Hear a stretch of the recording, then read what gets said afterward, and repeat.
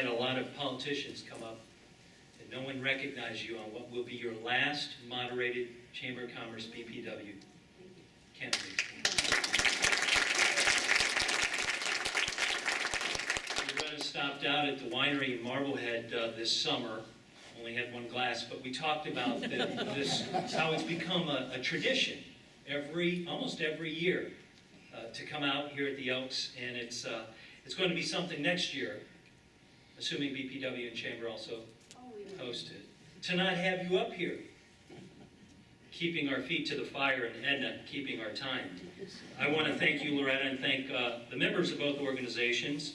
We'll see you next week when Mark and I will be celebrity serving, and raising money for the organizations. I want to thank Congresswoman Kapner for her comments about Lake Erie, and I want to thank her opponent for his comments about the free enterprise system.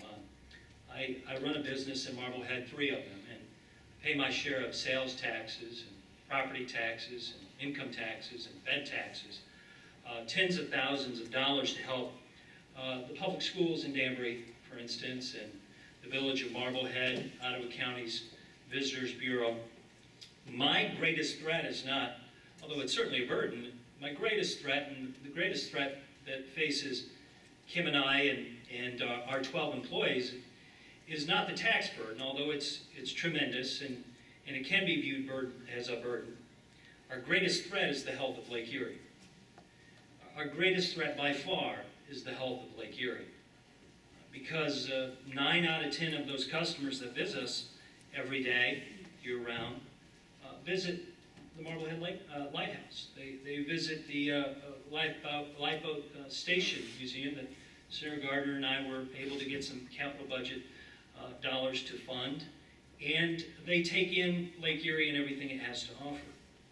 If we take it for granted, our Great Lake, we risk the economic development and expansion that it provides, not just Ottawa County, but Erie County, Lucas County, and all those other counties stretching between what is almost the Indiana line, the Pennsylvania line, and all of those other counties that impact Ottawa County. I mention that purposely because every office, whether it's in the legislature, the Congress, county-wide, we have to keep our thoughts about Lake Erie first and foremost and ask ourselves this fundamental question.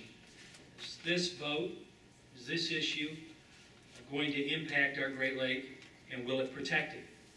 That's what has driven me for many, many years in public life and what drives me today in the private sector. Those 12 employees that we pay depend upon that Great Lake. And we never take it for granted, nor do I think any of us can take it for granted either. It's one of the reasons why when Senator Gardner asked me to co-chair the Lake Erie Caucus down in Columbus, I jumped at the opportunity. It's one of the reasons, many reasons, why as a county commissioner for almost 8 years, I worked with 2 other county commissioners to create the regional water system to protect the drinking water for 6 townships: Oak Harbor, Port Clinton, LaCarne, expanding into Gypsum, providing economic development, residential growth, and again, protecting Lake Erie.